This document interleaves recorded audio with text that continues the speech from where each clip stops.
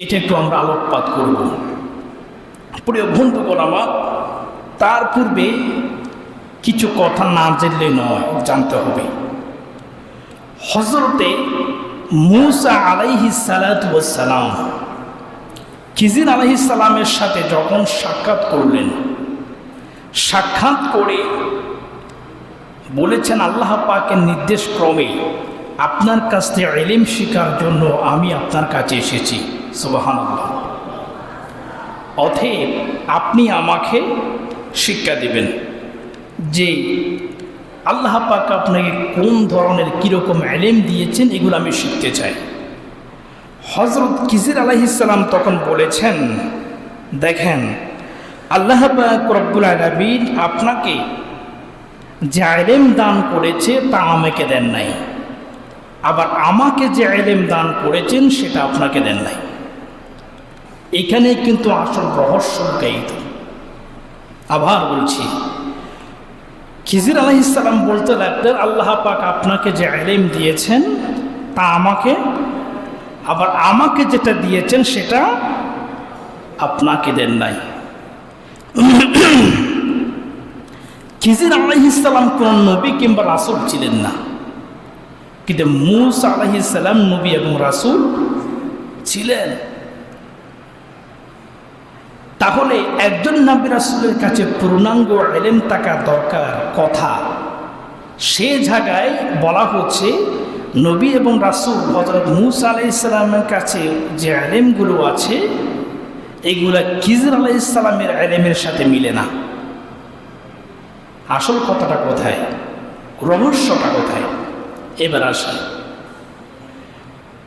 মূসা আলাইহিস সালামকে যে ইলম দেওয়া হয়েছে এটার মূল নাম হচ্ছে ইলম, জ্ঞান,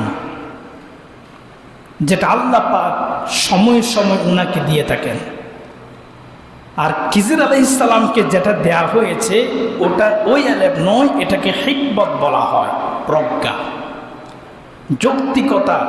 আর আমাদের ভাষায় যদি আমরা বলি বেলায়ত।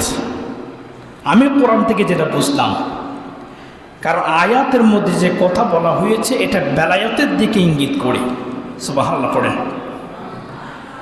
আবার নবী মূসা আলাইহিস সালামের সাথে আমার নবীজির মধ্যে তফাৎটা এই জায়গায় কি, মূসা আলাইহিস সালামের কাছে যে ইলম ছিল না, যেটা খিজির আলাইহিস সালামের কাছে ছিল, ওই ইলমটা কিন্তু আমার নবীজির কাছে ছিল। সুবহানাল্লাহ,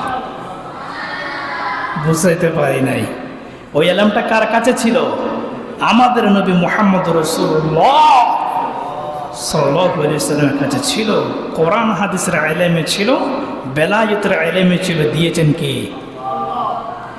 সেই নবীর উম্মত আমরা, যে নবীর কাছে উভয় প্রকার ইলম আল্লাহ পাক দিয়েছেন। এবার আসেন, সেই নবীর উম্মতের মধ্যে যারা নাকি আবেদ হয়, আল্লাহওয়ালা হয়, পীর হন, বুজুর্গ হন, সত্যিকার বুজুর্গ হন, তারা কিন্তু বেলায়ত নবীর কাছ থেকে পেয়ে যান। সুবহানাল্লাহ পড়ে। আমি আপনাকে আরেকটু ক্লিয়ার করছি, কথায় কথা ঠানে।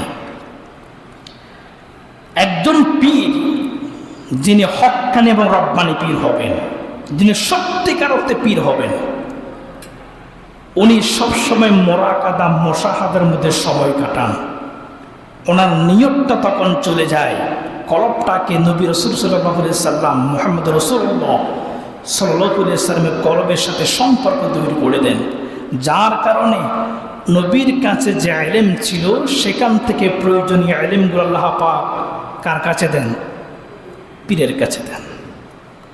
ঘটনা কি আপনাদের কিছু বোঝাবে একটু পর।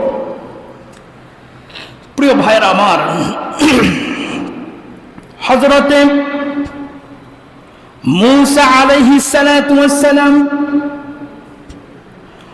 যখন নাকি খিজির আলাইহিস সালামের সাথে সফর যখন শুরু করলেন, তখন একটা ঘটনা দেখতে পাওয়া গেল।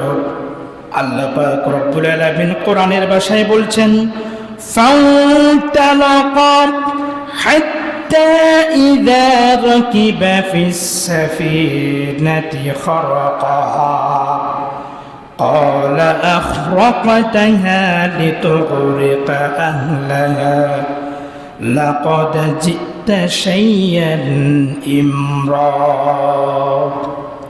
হযরত মূসা আলাইহিস সালাম দেখতে পেলেন খিজির আলাইহিস সালাম যখন নৌকায় উঠলেন, নৌকা ওঠার পরে নৌকা যখন চলতে চলতে তীরের মধ্যে ভিড়তে গেল, ইত্যবসরে খিজির আলাইহিস সালাম লাঠি দিয়ে আঘাত করে নৌকাটাকে ছিদ্র করে দিলেন, যেটা কত সময় বলেছি। মূসা আলাইহিস সালাম প্রতিবাদ করলেন। মূসা আলাইহিস সালাম বললেন, ভাই খিজির আলাইহিস সালাম, আপনি কখনো এই জাতীয় কাজগুলো করতে পারেন না। কোন কাজ? হুদহুদি একটা মানুষের নৌকাকে এভাবে আপনি নষ্ট করে দিতে পারেন না। যে মানুষটা নাকি আমাদেরকে বিনা ভাড়ায় বিনা খরচে সম্মান করে ইজ্জত করে নদীটা পার করে দিলেন, তাকে আপনি উপকার না করে অপকার করছেন।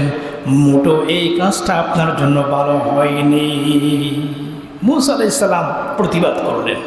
প্রতিবাদ করা, অন্যায় দেখলে সাথে সাথে প্রতিবাদ করা, এটা প্রত্যেক নবী রাসূলের ধর্মই ছিল। খিজির আলাইহিস সালাম বললেন, قال ألم أقل إنك لن تستطيع معي صبرا। ও মূসা, আমি তো শুরুতেই বলেছিলাম আপনি আমার সাথে সফর করে কিচ্ছু শিখতে পারবেন না। যারা গত জুমায় ছিলেন তারা আমার কথা বুঝতে পারতেছেন। আপনি আমার সাথে সফর করে শিখতে পারবেন না, কারণ আপনার ধৈর্য হবে না। আমি বলেছিলাম, সুতরাং সামনের দিকে যাওয়ার দরকার নাই, আপনি এখান থেকে বিদায় গ্রহণ করেন। মূসা আলাইহিস সালাম বলেন, قال لا تؤاخذني بما نسيت ولا ترهقني من أمري عسرا।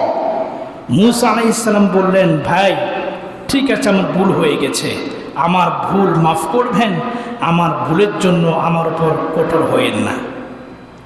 তখন যেহেতু একজন নবী এবং রাসূল মাপ চাইলেন, মাপ তো করতেই হয়, করে দিয়েছেন। ঠিক আছে, সামনে আর ভুল করবো না। এখন কথা হচ্ছে, খিজির আলাইহিস সালাম এমন একটা কাজ করলেন যেই কাজটা মূসার বোঝা আসলো না। কি কাজ এটা? যে মূসা আলাইহিস সালামের দৃষ্টিতে যে কাজটা দোষণীয়, অপরাধ, খিজির আলাইহিস সালামের দৃষ্টিতে এই দোষটা, এই কাজটা দোষণীয় নয়, অপরাধ নয়।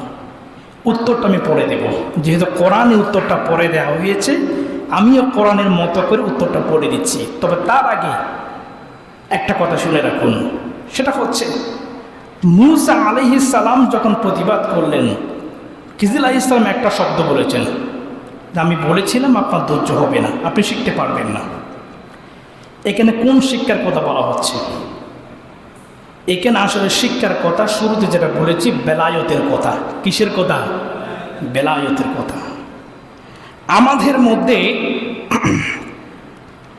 আমরা অনেক পীর বুজুর্গদেরকে চিনি, জানি, এনারা কিছু কারামত প্রকাশ করেন, স্বেচ্ছায় নয়, এটা আল্লাহর পক্ষ থেকে হয়ে যায়। কি নয়? স্বেচ্ছায় নয়।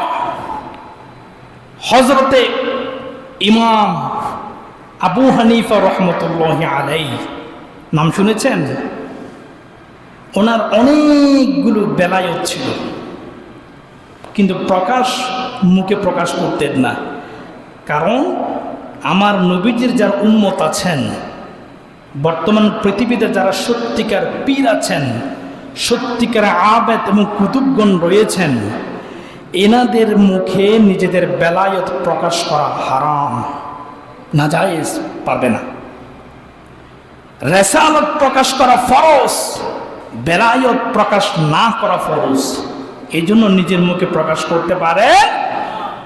যদি কোনো পীর ভুল করে বলে দেয়, বুঝবেন আপনার আছে কি আছে, ঝামেলা আছে। কারণ উসুল হচ্ছে প্রকাশ করা যাবে না।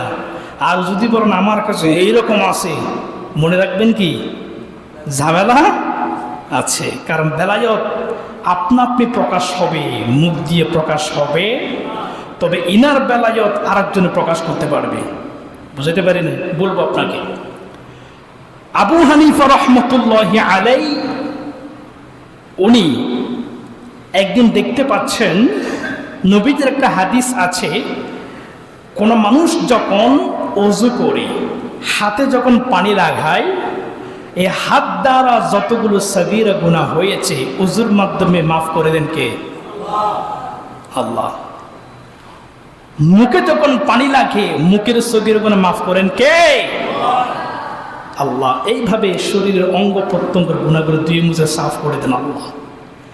প্রিয় ভাইরা আমার, আবু হানিফা রাহমাতুল্লাহি আলাইহি ওযু করার জন্য যখন পুকুরের ঘাটে কিংবা কোনোটা জায়গার মধ্যে গেলেন, দেখতে পাচ্ছে একজন যুবক ওযু করতেছে। ওযুর পানিগুলো যখন হাত থেকে নিচের দিকে পড়ে, ওই পানিগুলো যেই দিকে যায়, আবু হানিফা এইভাবে তাকিয়ে আছেন। কিছুক্ষণ পরে যুবককে ডাক দিয়ে বলেন, যুবক এদিকে আসো, আমার মনে হয় তুমি হাত দ্বারা ওই গুনাহটা করেছো, মুখ দ্বারা এই গুনাহটা করেছো, মিথ্যা বলেছো, তারপরে তুমি হাত দ্বারা এই সগীরা গুনাহের সাথে তুমি জড়িত হয়েছো। এবার যুবক তর্ক হয়ে কাঁপুনি শুরু হয়ে গেল। সে বলতে লাগলো, আমি যে গুনাহ করলাম পৃথিবীর কেউ দেখেন নাই, শুধু আল্লাহ দেখেছেন। কিন্তু আমি ওযু করার পরে আবু হানিফা রাহমাতুল্লাহ আলাইহি কেমন করে এসে আমার গুনার বন্দনাগুলো দিতে লাগলেন। প্রশ্ন করলাম, আবু হানিফাকে প্রশ্ন করলাম, আমি যে গুনাহ করেছি পৃথিবীর কেউ কোনো কাকপক্ষী পর্যন্ত জানে না, আপনি কি করে বুঝলেন? তখন আবু হানিফা রাহমাতুল্লাহ আলাইহি বলছেন, তুমি যে গুনাহ করেছো, হাত দিয়ে যে পানিগুলো পড়ছে, পানির মধ্যে কালো কালো পানিগুলো দেখা যাচ্ছে, এক একটা পানির রং এক এক রকম, মতো গুনার রঙগুলো দেখা যাচ্ছে। সুবহানাল্লাহ। আবু হানিফা রাহমাতুল্লাহ বলছেন, তোমার ওযু করা পানির মধ্যে গুনার রং দেখতে পাচ্ছি, এর রং বলে দিচ্ছে তুমি কোন গুনাহ করেছো। সুবহানাল্লাহ। তাহলে বেলায়েত না থাকলে পরে এই ধরনের কথা বলা সম্ভব নয়। এরপরে ওনার একজন ইমাম ছিলেন, নাম হলো মুহাম্মদ। নাম কি? মাযহাবের তৃতীয় ইমাম, ইমাম মুহাম্মদ। উনি এলাকার মধ্যে ঘুরে ঘুরে মানুষকে মাসালার সমাধান দেন, দাওয়াত দেন। ওই এলাকার একজন পাদ্রী ছিল, পাদ্রী ছিলেন তো। পাদ্রী বলল, তোমাদের ধর্মের যে ইমাম মুহাম্মদ আছে, সে কি ইমাম? আমি তার চাইতে বড় ইমাম। বুঝাইতে পারি নাই, আমি তার চাইতে বড় ইমাম। এখন বললেন কিরকম? বলছে, তোমাদের ইমাম আজ পর্যন্ত কোনো কারামত দেখাতে পেরেছে? বলছে, না, দেখাই নাই। তো বলছে, আমি দেখাবো। কে বললো? পাদ্রী বলল, আমি দেখাবো। আমি যদি কারামত দেখাতে পারি তোমরা আমাকে মানবে তো? আমরা তো হুজুগি মুসলমান, কারামত দেখলে পাগল হয়ে যায়। কথা বোঝাইতে, কারামত দেখলেই আমরা মনে করি ওনার মধ্যে কিছু আছে। কি বুঝতে পারি না? ওনার মধ্যে কিছু আছে, যে কিছু যে আছে পাদ্রী বলছে এটা। পাদ্রী এলাকার সমস্ত মানুষকে ডাক দিয়ে এক জায়গায় জড়ো করে সে বলল, আমি কি দেখাচ্ছি দেখো। এই কথা বলে কি একটা পড়লো, পড়ার পরে হু করে নিজে নিজে উপরে উঠতে শুরু করলো। উপরে উঠে যাচ্ছে পাদ্রী, শূন্যের উপর উঠতে উঠতে একদম উপরে উঠে গেছে। এখন মানুষরা তো বিভ্রান্ত হয়ে যাচ্ছে, কারণ মানুষ সাধারণ পাবলিকরা কোরআন হাদিস বোঝে না। এখন তারা বলল, আসলেই তো পাদ্রীর মধ্যে অবশ্যই কিছু না কিছু, কথা বলো না, কিছু না কিছু আছে। এখন পাদ্রীকে মানতে শুরু করে দিচ্ছে। ইমাম মুহাম্মদের কাছে কথাটা পৌঁছতো। ইমাম মুহাম্মদ, উনি তো ইমাম, তৎকালীন সবচাইতে বড় আলেম তিনি বললেন, আসলে পাদ্রীর কেরামত নয়, এটা পাদ্রীর জাদু। এটা পাদ্রীর কি? জাদু। জাদুকে মানুষ বিশ্বাস করতে পারবে না। ইমাম মুহাম্মদ বললেন, আমি এই মুসলমানকে, ইমানকে কেমন করে বাঁচাবো? কারণ এই পাদ্রী থেকে, বিভ্রান্ত থেকে মানুষকে যদি বাঁচাতে হয়, এর মতো কিছু একটা করতে হবে, ঠিক কিনা? এরপরে দেরি করলেন ইমাম মুহাম্মদ, 2 রাকাত নামাজ পড়লেন। আল্লাহর দরবারে সিজদার মধ্যে পড়ে গিয়া চোখের পানি ছেড়ে দিলেন। আল্লাহ, পাদ্রী যে কাজটা শুরু করলো ওই কাজটাকে নষ্ট করে দেওয়ার জন্য তোমার পক্ষ থেকে আমি একটি কারামত চাই। রব্বুল আলামিন জীবনে কোনোদিন কারামত চাইনি, ভবিষ্যতেও চাইব না। আল্লাহ, কারামত আমার উদ্দেশ্য নয়, কিন্তু তোমার এই মানুষ জাতিকে, উম্মতকে বাঁচানোর জন্য আমাকে একটি কারামত দিন, যে কারামতের মাধ্যমে মানুষকে আমি গোমরা থেকে মুক্ত করতে পারব। ইমাম মুহাম্মদের কাছে উনি যখন চোখের পানি ছেড়ে দিয়ে আল্লাহর কাছে কান্না করলেন, আল্লাহ দোয়া কবুল করবেন কিনা? করবেন। আল্লাহ দোয়া কবুল করেছেন, ইলহাম করে দিয়েছেন, আপনি কাজটা করুন। উনি দেরি করলেন না, সেজদা থেকে উঠে ওই যেখানে মানুষেরা জমায়েত হয়ে আছে ওই জায়গার মধ্যে চলে গেলেন। যাওয়ার পরে বললেন, কি হয়েছে? বলছে, এই ঘটনা। ঠিক আছে, তোমরা তাকে বিশ্বাস করার দরকার নাই, আসল বিশ্বাস আমি করাচ্ছি। এই কথা বলে ওই পাদ্রী যেখান থেকে উপরের দিকে উঠে গেল। হযরতে ইমাম মুহাম্মদ নিজের জুতাগুলো ওই জায়গার মধ্যে খুলে পেছন দিকে চলে আসলেন। দেখা যাচ্ছে ওই জুতাগুলো হু করে উপরের দিকে উঠে গিয়ে পাদ্রীর মাথার উপরে বাড়ি মেরে মেরে বাগাত করে করে নিচের দিকে নামিয়ে নিয়ে আসলেন। আল্লাহু আকবার। এরপরে নিচে যখন নামিয়ে আসা হলো, পাদ্রী বলল, আমি কোনো কারামত দেখাই নাই, জাদু ছিল, আসল কারামত দেখেছি ইমাম মুহাম্মদ। আল্লাহু আকবার। বেলায়েত কাকে বলে বুঝছেন? এবার আপনারা তো হুজুরকে বলে দেন তাৎক্ষণিক, হুজুরি পীরের বিরুদ্ধে কথা বলে, কথা বোঝাইতে পারে নাই। পীর বুজুর্গরা যে কারামতগুলো দেখায়, আলহামদুলিল্লাহ খুব ভালো জানি, খুব ভালো জানি।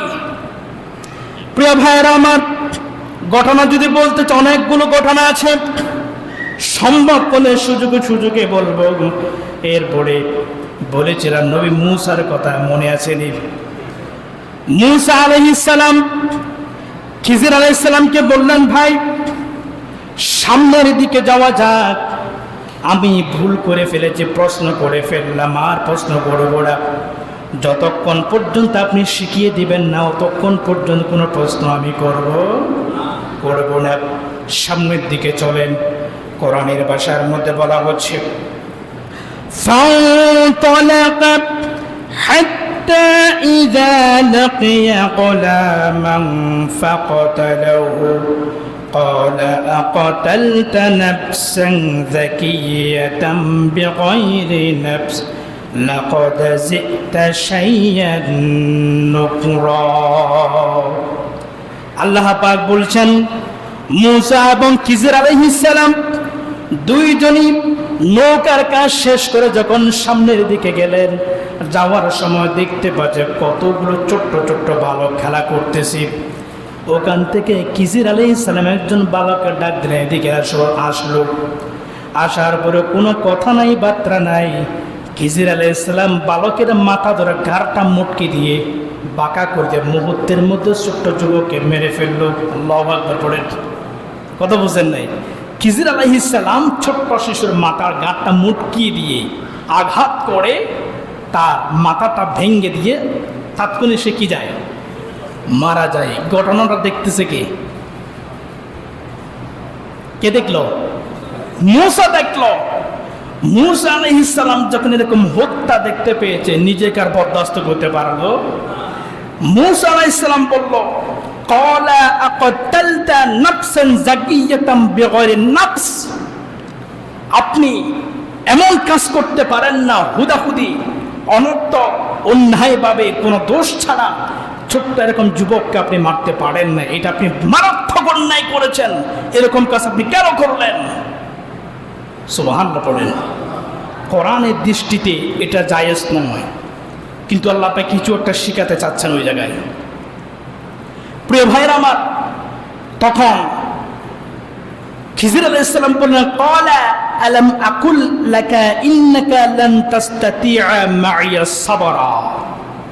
ও মূসা, আমি তো শুরুতেই বলেছিলাম ইলম শিখার জন্য ওরকম ধৈর্য তোমার হবে না, অতএব আমার কোনো কাজের ব্যাপারে প্রশ্ন করার রাইট তোমার কোনো দেওয়া হয়। তুমি যেহেতু প্রশ্ন করে ফেলেছ, আমাদের সফর এখানেই শেষ, সামনে আমি আর যাব না।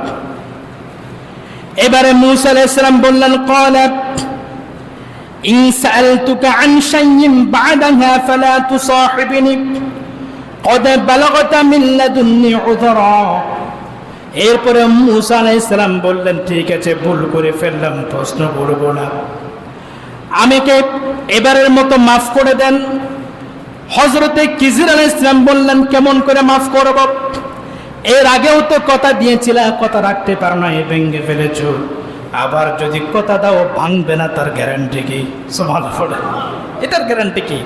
তখন খিজির আলাইহিস সালামকে মূসা আলাইহিস সালাম বললেন, দেখেন, সামনে যদি আরেকবার আমি ওয়াদা ভঙ্গ করি, কথা যদি ভঙ্গ করি, তাহলে আপনি আমাকে কোনো কথাবার্তা ছাড়াই বিদায় করে দিতে পারবেন, এই অধিকার আপনাকে দিয়ে দিলাম। সুবহানাল্লাহ।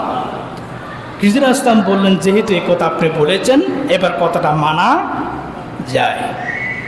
বালককে কেন মেরা হয়েছে সেটা আপনি পরে বলবো, যেহেতু কোরআনে পরে বলা হয়েছে। এবার দুইজনের সামনের দিকে আবার আঘাত লাগলো। আল্লাহ পাক কোরআনের ভাষায় বললাম, ফাউতালাকা হাত্তা ইযা ইয়া আহলা ক্বরিয়াতি আস্তামাআহা আস্তাতমা আমা আহলাহা ফাআবাউ আন ইউদিয়ুফুহুমা ফাওয়াজাদা ফিহা জিদারু ইউরিদু আন ইয়ানকাদ্দা ফাআকামাহু ক্বালা লাউ শি'তা লাত্তাখাযতা আলাইহি আজরা। তখন আল্লাহ পাক বলছেন, দুইজনের সামনের দিকে একটা গ্রামের মধ্যে গেল। যাওয়ার পরে ওখানে মানুষের সাথে কথাবার্তা বলতেছে ঠিকই, কিন্তু এরকম দুইজন বুজুর্গ মানুষ দেখার পরেও কোনো মানুষই এক কাপ চা পর্যন্ত খাওয়াচ্ছে না। বুঝাইতে পারি নাই? আপনারাও তো আমাদেরকে দেখলে সাথে সাথে বলে, হুজুর একটা চা খান, একটা পান খান, কিছু না কিছু সামর্থ্য অনুসারে কি অফারটা করেন। ওনারা দুজন এমন একটা গ্রামের মধ্যে গেল, মানুষের সাথে কথাবার্তা বলতেছে, কিন্তু কেউ চা পানি খাওয়ার কোনো নাম গন্ধ। এই দুজনের ফ্যাটের মধ্যে প্রচণ্ড কিরা। অবশেষে খিজির আলাইহিস সালাম লজ্জা শরম এক জায়গায় করে বললেন, ভাইরে খুব ক্ষুধে লেগেছে, যদি কিছু খাবার টাবার থাকে আমাদেরকে একটু দেন। এলাকার মানুষকে বলল, ওরা বলল, যা ইচ্ছা তাই বলেন, খাবারের কথা বলবেন না। বুঝাইতে পারি নাই? যা ইচ্ছা তা বলেন, কিন্তু খাবারের কথা বলবেন, এগুলো খাওয়াতে পারবো না। অত্যন্ত কৃপণ একটা এলাকা, যেহেতু ওনারা খাবার খাওয়াবেই না, ওখানে সময় নষ্ট করার কোনো দরকার। বললেন মূসাকে, মূসা ভাই চলো, এখানে দাঁড়িয়ে থাকার দরকার নাই, আমরা অন্য কোথাও দিকে যাই। আসার সময় যেই ব্যক্তি নাকি যার কাছে খাবার চাওয়া হয়েছিল, ওই ব্যক্তির বাড়ি থেকে ফেরত আসার সময় বাড়ির সামনে একটা দেওয়াল পাওয়া গেছে। দেয়াল, আমাদের দেয়ালগুলো ইটের হয়, তখনকার দেয়ালগুলো ছিল মাটির। বৃষ্টি পড়ে পড়ে ওই দেওয়ালটা ভেঙে যাচ্ছে, হয়তো এক দুদিনের মধ্যে পড়ে যাবে। খিজির আলাইহিস সালাম ওখানে দাঁড়িয়ে মাটিটাকে পানিতে ভিজিয়ে শক্ত করে ওটা আবার বানিয়ে দিলেন। সুবহানাল্লাহ। হযরত মূসা আলাইহিস সালাম মেজাজ হয়েছে গরম। এই মানুষটার সাথে যত জায়গায় সফর করে সব কাজগুলো উল্টা উল্টা করে। কে করে? উল্টা। যার উপকার করার কথা তার অপকার করে, যার ক্ষতি করার কথা তার উপকার করে, উল্টা। মূসা আলাইহিস সালাম এবার মুখ থামাতে পারলেন না। ইনি চিন্তা করলেন, জানি এখন যদি প্রশ্ন করি উনি আমাকে রাখবেন, তারপরও আমার মধ্যে হজম আর হচ্ছে না। এই কথা চিন্তা করে শেষবারের মতো প্রশ্ন করে এখান থেকে বিদায় হয়ে যাব। এবার প্রশ্ন করেই বসলো। প্রশ্ন করতেছে, কলালাউ শীতালা তাখাতা আলাইহি আজরা। ভাই খিজির, আপনি কোন কাজটা করলেন? যাদের বাড়িতে এক গ্লাস পানি পর্যন্ত দিল না, আপনি দেওয়ালটা বানিয়ে দিলে তাদের উপকার করলেন। আপনার কথা ছিল, প্রয়োজন ছিল যে দেওয়ালটা কালকে পড়বো লাথি মেরে আজকে ফেলে দেওয়া, আপনি সেটা না করে উল্টা বানিয়ে দিয়েছেন কেন? তখন হযরতে খিজির আলাইহিস সালাম বললেন, ক্বালা হাযা ফিরাকু বাইনি ওয়া বাইনিক সাউনাব্বিউকা বিতা'ওয়িলি মা লাম তাসতাতি আলাইহি সাবরা। ও মূসা, তোমার মাঝে আমার মাঝে পার্থক্য তো এ জায়গায় আমি যে কাজ করি তোমার ধৈর্য হয় না, অতএব তোমার শর্ত অনুসারে, কন্ডিশন অনুসারে এখন তোমাকে আমার কাছ থেকে বিদায় নিতে হবে, আর কিচ্ছু করার নাই। মূসা আলাইহিস সালাম বললেন, আমি জানি আমাকে বিদায় নিতে হবে, আমার ধৈর্য নয়, ধৈর্য আমার নাই, অতএব আমি চলে যাচ্ছি। তবে আমি কি জানতে পারি এই কাজগুলো কেন হয়েছে? খিজির আলাইহিস সালাম বললেন, হ্যাঁ, 3টা ঘটনার বর্ণনা আমি তোমাকে অবশ্যই দেব। আল্লাহ পাক কোন ইলম আমাকে দিয়েছেন, ইলমের মাধ্যমে কি কাজগুলো আমি করেছি। এরপরে হযরত মূসা আলাইহিস সালামকে খিজির আলাইহিস সালাম বললেন, আম্মাস সাফিনাতু ফাকানাত لمساكين يعلمون في البحر فأردت أن أعيبها وكان وراءهم ملك يأخذ كل سفينة غصبا। হযরতে মূসা আলাইহিস সালাম খিজির আলাইহিস সালাম বললেন, তোমার প্রথম প্রশ্ন ছিল ওই যে মাঝি, মনে আছে নি? মাঝি যে আমাদেরকে বিনা বাড়াই নদী পার করে দিয়েছিল, তার নৌকাটা কেন নষ্ট করে দিলাম? মুরজাহাব কারণটা হচ্ছে, আমি দেখতে পাচ্ছি ওই নদীর মধ্যে এখন আমরা যখন আসতেছিলাম তখন ওই এলাকার যিনি রাজা ছিলেন, রাজা ভালো মানুষ ছিল না, স্বৈরাচার ছিল। কি ছিল? স্বৈরাচার ছিল। এবং এলাকার মধ্যে যতগুলো মানুষের ভালো ভালো নৌকা আছে, ও নৌকাগুলো ওই স্বৈরাচার রাজা সবগুলো বাজেয়াপ্ত করে জোরপূর্বক সেগুলো চিনিয়ে নেয়। আমি যে নৌকাতে উঠলাম, ওই নৌকাটা মালিক যে ছিল সে একজন মিসকিন, অসহায়। আল্লাহ পাক আমাকে জানিয়ে দিয়েছেন এই নৌকাটা সে আজকে বানিয়ে এখানের মধ্যে নিয়ে আসলো। আর স্বৈরাচার রাজার সম্মুখে যদি ওই নৌকাটার সামনে পড়ে যায় তাহলে চিনিয়ে নিবে। আর এই মিসকিন যুবকটা পরের দিন থেকে ইনকাম করতে না পেরে উপোস হয়ে তার মারা যাওয়ার সম্ভাবনা রয়েছে। আমি এই কাজটা এই জন্যই করেছি, তার নৌকাটা যদি ছিদ্র করে দিয়ে তখন এটা ক্ষত হয়ে যাবে, ক্ষতি হয়ে যাবে, নষ্ট হয়ে যাবে। নষ্ট হয়ে গেলে পরে রাজা যখন সামনের দিকে আসবে, নষ্ট নৌকা দেখলে পরে সে সেটা না নিয়ে ফেলে চলে যাবে। সুবহানাল্লাহ। অতএব তোমার দৃষ্টিতে মনে হয়েছে আমি তার ক্ষতি করেছি, আসলে আমি ক্ষতি করি কি করেছি? উপকার করেছি, উপকার করেছি। সুবহানাল্লাহ। প্রিয় ভাইয়ের আমার, আমি উপকার করেছি তার আমি কোনো কিছু ক্ষতি করি। এই শিক্ষা, এই ইলমটা কে দিয়েছেন? আল্লাহ পাক খিজির আলাইহিস সালামকে দিয়েছেন।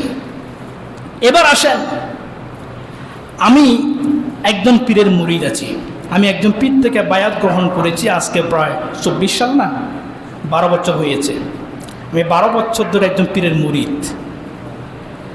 তো আমি যেই পীরের মুরিদ হয়েছি সেই পীরের যিনি পীর ছিলেন, আপনারা অনেকে চিনতে পারবেন। আমার মূল পীর হচ্ছেন গাঙ্গের বড় হুজুর রহমতুল্লাহ আলাই, আব্দুল মজিদ রহমতুল্লাহ যাকে বলা হয়। আমি ওই দরবারের মুরিদ। তো ওনার কিছু কেরামত আমার কাছে জানা, তাকেরই কথা, যেহেতু আমি মুরিদ। তা আমি একটা কেরামত সম্পর্কে জেনেছি। উনি একদিন এক জায়গার মধ্যে বায়াতের কাজ করাচ্ছেন, বায়াত করাচ্ছেন। ওনার বায়াতগুলো অন্যরকম। নতুন যে বায়াত গ্রহণ করতে আসছে, উনি যখন সামনে বসলো, উনি নিয়ম অনুসারে ওনাকে তাওয়াজ্জু দিচ্ছেন। এটা তরিকতের নিয়ম অনুসারে, অর্থাৎ পীর সাহেবের কলব থেকে ওই নতুন মুরিদের কলবে তাওয়াজ্জু দেওয়া, এটা তরিকতের ভাষা। যখন ওনাকে তাওয়াজ্জু দিচ্ছেন, তাওয়াজ্জু দিকে নাকি উল্টা ফেরত আসে। বুঝাইতে পারেন? উল্টা কি আসে? ফেরত আসে। তখন উনি চিন্তা করলেন এরকম তো হওয়ার কথা না, অর্থাৎ ওই মুরিদের কলবের সামনে একটা পর্দা পড়ে গেছে, যার কারণে ওই ফয়েজগুলো দিকে যায় না। এবার মুরিদ পীর সাহেব চিন্তা করলেন একে ধরতে হবে, কিছু একটা করেছে। যুবককে প্রশ্ন করলো, তুমি এই মুহূর্তে কোন কাজ করেছো? সে তত্ত্বর কাফে কথা বলে না, বলে সত্যি করে বলো তুমি এমন কোন অপরাধ করেছো যার কারণে তাওয়াজ্জুহ সামনের দিকে না গিয়ে পেছনে ফিরে আসে? বলে না। কিছুক্ষণ পর পীর সাহেব আবার মোরাকাবায় বসলেন। মুখে যেহেতু কথা বলে না, এই কথার উত্তর নিতে হবে কার কাছ থেকে? কথা বলে না, কার কাছ থেকে? মোরাকাবা করলেন। মোরাকাবা করার পরে উঠে বলেন, যুবক দাঁড়াও, অপরাধ পেয়ে গেছি। তুমি এই মুহূর্তে জেনা করে এসেছো, নাউজুবিল্লাহ পড়েন। তুমি জেনা করে আমার দরবারে এসেছো। জেনার তওবা যতক্ষণ হবে না অতক্ষণ পর্যন্ত আমার তাওয়াজ্জুহ তোমার কলবের মধ্যে ঢুকবে। তাহলে ওনাকে বেলায়েতটা দিয়েছেন কে? কথা বলেন, কে দিয়েছেন? আল্লাহ পাক যাদেরকে পছন্দ করেন ওই খিজির আলাইহিস সালামের মতো ইলমগুলো উম্মতে মুহাম্মদের মাঝে বন্টন করে দেন। জোরে বলে সুবহানাল্লাহ। হযরত খিজির আলাইহিস সালাম বললেন, আমি ওই মাঝির নৌকাটাকে বাঁচিয়ে দিলাম, সুতরাং তোমার কাছে প্রথম যে প্রশ্ন ছিল উত্তরটা তুমি পেয়ে গেলে, দ্বিতীয় প্রশ্নের জবাব নাও। দ্বিতীয় প্রশ্ন কি? আমি কি আলোচনা শুধু দুইজনকে করছি?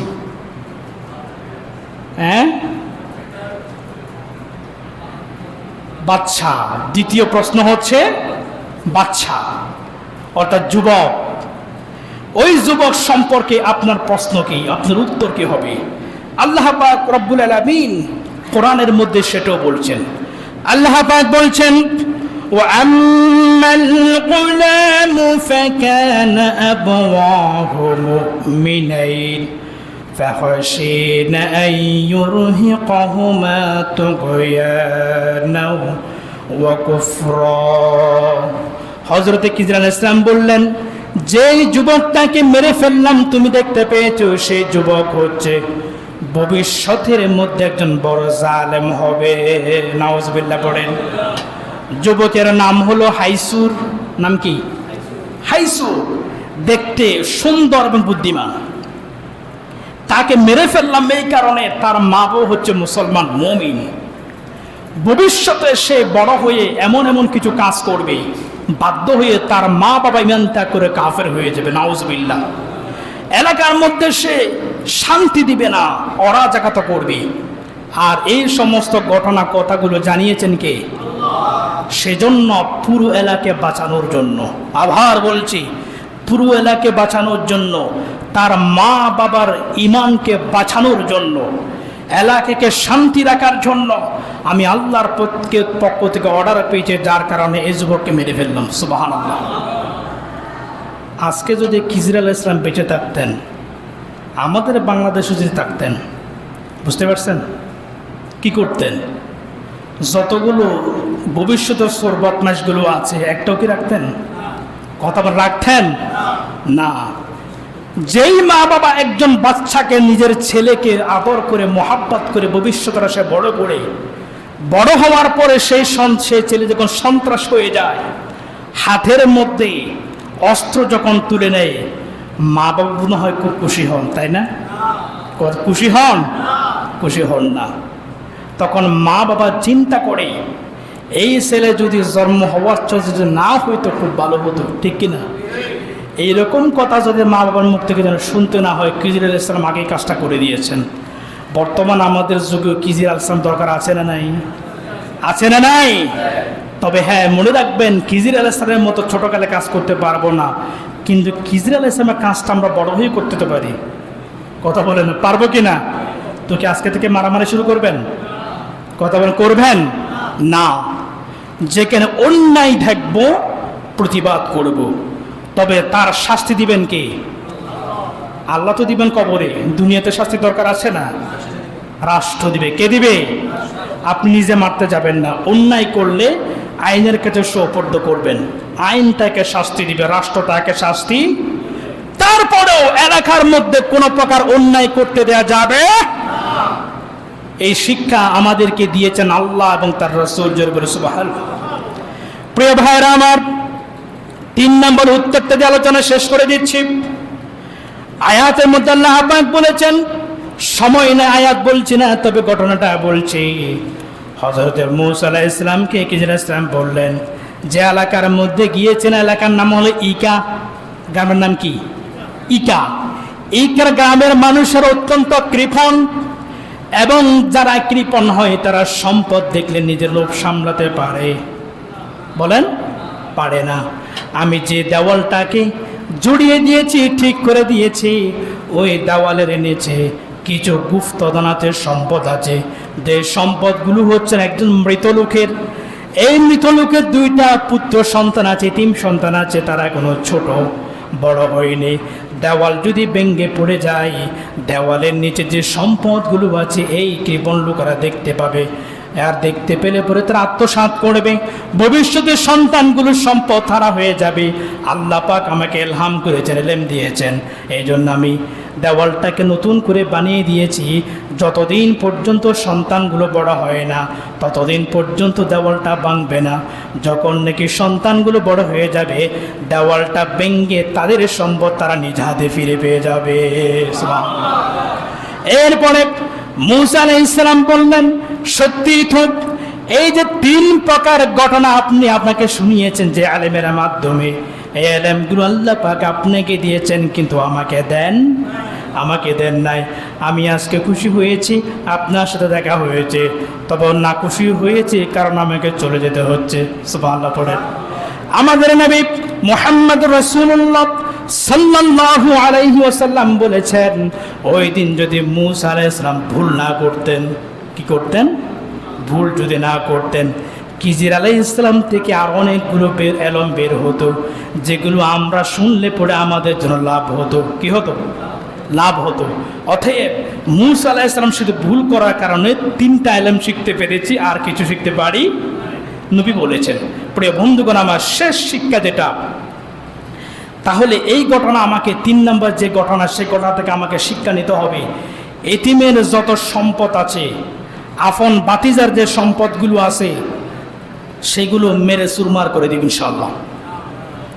কি বলেন? করবেন না? তারপরে জনগণের যে সম্পদ নষ্ট করে দেব বেনজিরের মতো? হ্যাঁ, না। মনে রাখবেন, একজন মানুষের সম্পদ যদি আপনি নষ্ট করেন, একজন মানুষের কাছে আপনাকে জবাবদিহিতা করতে হবে। যদি আপনি জনগণের সম্পদ নষ্ট করেন, যে 1 টাকা সরকারি কোষাগার থেকে চুরি করলেন, এখানে 16-17 কোটি মানুষের অধিকার আছে না নাই? এবার সকলের কাছে কি মাপসান পারবেন? কথা বলে পারবেন? অতএব জনগণের টাকা, জনগণের সম্পদ যেই নষ্ট করুক না কেন, তার জন্য মহা বড় ধরনের শাস্তির ব্যবস্থা আল্লাহ পাক রেখে দিয়েছেন। আল্লাহ পাক বোঝার তৌফিক দান করুন। সকলে আমিন। ওয়া আখিরু দাওয়ানা আনিল হামদুলিল্লাহ।